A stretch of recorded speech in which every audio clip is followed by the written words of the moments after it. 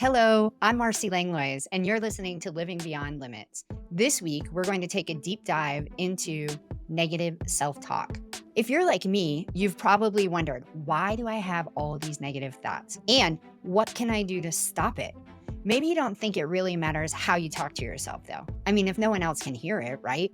Well, that's what we're going to explore today. Let's get to the bottom of how negative self talk is actually responsible for triggering unwanted patterns and behaviors in your life. For me, negative self talk was a lifelong constant. Until the last 10 ish years, though, I didn't realize how imperative self talk actually is.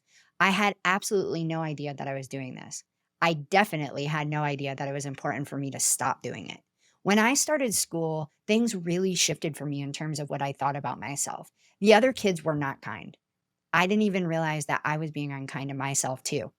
I had no idea that I was creating my own internal thoughts, a self image that was negative and harmful. I thought I was just facing the facts, being realistic about what it was that I saw in the mirror. You see, I was born with a cleft lip and palate, so I always believed that there was something wrong with me. And I wasn't okay. The messages I received, not only from the outside world, but from myself, was this: it was not okay to be me as I was. That led me to feeling like I needed to be someone else in order to be accepted. Today, I don't look anything like I did at that time because I've had so many surgeries to repair my face. Picture this. Picture me as a little kid. I had an 11 millimeter underbite and three front teeth. My nose was fairly flat to my face. My bottom lip stuck out quite significantly due to the underbite. And when my nose being pretty flat to my face, it accentuated both my non existent top lip and the scar from the surgery to repair my lip. That's how I face the world every single day. So I would avoid the mirror because I didn't want to see my face. I told myself things like, I'm not good enough.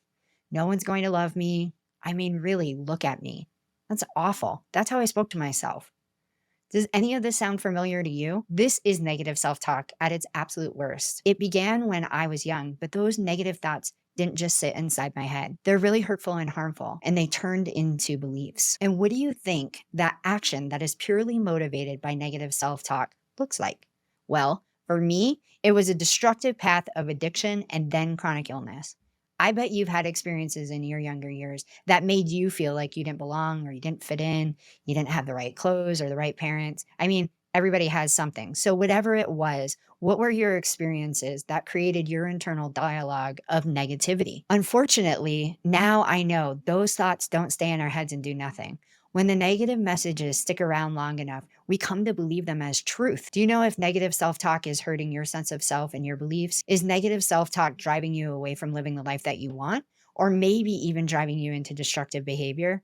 Let's take a step back and talk about ways to decode the messages that you're sending to yourself. A great technique that I discovered a long time ago to start to uncover what it is that you're thinking is called stream of consciousness journaling.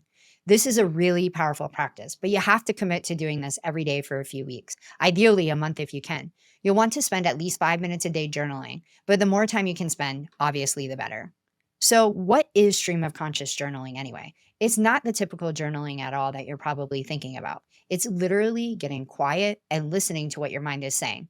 You're not going to try to focus or force any thoughts or ideas. What you are going to do is you're going to focus on what you're thinking and you're going to write the thoughts down as they come to you. The only goal and objective for this writing assignment is literally to get your thoughts from inside your head out onto the paper. There's no 5 paragraph essay structure. There's no topic to think about and explain. There's no argument to defend. All you're doing is literally noting what thoughts come to your mind. What does that small voice in your head say when you're quiet and just listen? That's what we want on the paper.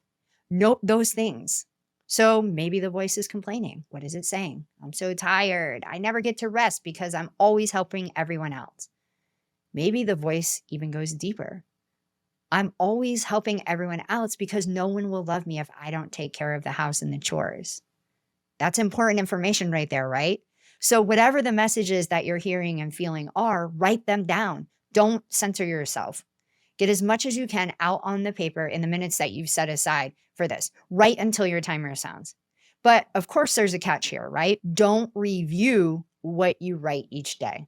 If you can commit to doing this daily for 30 days, wait until the end of the 30 days and go back and review all of your entries. If you can try this for even just 1 week, that's totally fine. By the end of that 1 week, though, you're going to be able to start to see patterns and identify how those are connected to your thoughts. You may be asking yourself, why does it even matter that I have negative self talk? How is that relevant for me in my life today? Well, give me just a second and let me explain this to you. Your thoughts always come before any action that you're going to take. No action happens without the thought first. Being able to identify the kinds of thoughts you're having will allow you to see when you do something simply because you're giving yourself negative messages. Remember what I mentioned earlier above about me not believing I was lovable? I absolutely believe that those thoughts on a deep level made me feel unworthy and unhappy.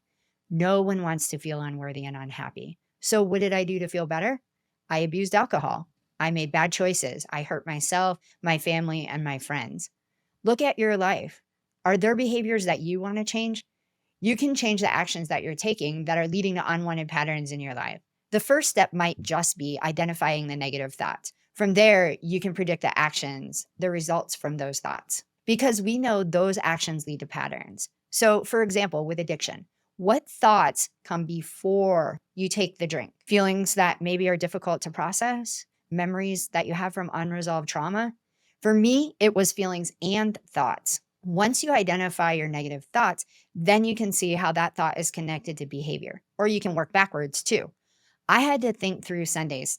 For example, during football season in particular, here was my habit. I would go to the bar and plan to just watch part of the game, just only part of the game. I swore to myself that was all I was going to watch and then I was going to leave. But the next thing that would happen is that it would be 9 o'clock at night and I would still be sitting at the bar. And obviously, I would be drunk. And then the next day would come and I would be so angry at myself. Every Monday, this happened that I was so angry at myself because I had wasted a whole nother day sitting in the bar getting drunk. But what I couldn't see is that I couldn't connect how my thoughts got me to the bar in the first place. This is how it would unfold for me. I would wake up on Sunday morning and the negative chatter would start. I would think, I don't deserve anything good in my life. I'm unworthy of true happiness. I don't do anything right. And oftentimes worse. It doesn't feel good to have those thoughts and feelings, right? So the only thing to do with them is seek out relief. At least that's how I felt, right? I had to escape the thought and the pain the thought was causing. For me, that was having fun with watching the football game, hanging out with friends and the company at the bar, and of course, drinking. When I stopped to look back at why I was at the bar or how I got to the bar, then I was able to directly link it all back. It started with the thoughts. Those thoughts of unworthiness and not being lovable is what led me to the bar. I needed relief from the thoughts. That's how thoughts trigger patterns in my life. When I decided I wanted to change my life, I realized that identifying thought triggers was the key to resolving unwanted behaviors. When you have an unwanted behavior or pattern in your life, the first question that you can ask yourself is, what thought came before the action that you took? What thoughts came before the action? The amazing news is that there's an incredible opportunity waiting here for you when you can understand how to do this work. You can turn negative self talk upside down and take control of your life in a very real and meaningful way. I put a lot of emphasis on becoming aware of what you think. And I do that very intentionally because it is critical to living a life that's in alignment with what you want. I have one more tip for you. We've established that thoughts are the root cause for all outcomes. Once you're in the practice of recognizing your thoughts, if what you're thinking isn't in alignment with the behavior and actions you want to see in your life, what do you have to do? You have to stop the negative self talk. Here's an easy but really effective way to do that. If you're someone that believes that, let's say you're not attractive, for example, and you say these really terrible things to yourself, like, you're so ugly. As soon as you hear that thought in your mind, then the immediate response to that thought needs to be the word cancel. Then you will think or say out loud to yourself, I'm beautiful just the way that I am, or something that feels true for you in that moment, other than I'm so ugly. And every time this thought comes up, you're going to repeat the process until the thought actually stops coming. It will eventually stop coming. If you stay really committed to this practice, I can tell you that it will work. I have been able to transform all negative self-talk within days. Now, things might come up here and there, of course, but it's no longer this constant monologue that is just beating me down. Once I know the power of my thoughts, I then hold the key to transforming not only my harmful thoughts into helpful ones, but to using thoughts to change my behavior in my life. If this hasn't answered all of your questions about negative self talk, then please email me or comment on my website so that I can answer any questions that I didn't cover here. Or I can even do a future episode specifically about your questions. Take time to notice your thoughts and how they're connected to the patterns in your life. I can't wait to hear how you transform your life by implementing one or all of these ideas. If you found this episode helpful, please share with your friends, family, and colleagues. I would love it if you would take a moment and follow me on TikTok or Instagram. Have a great week and be aiming to live beyond limits.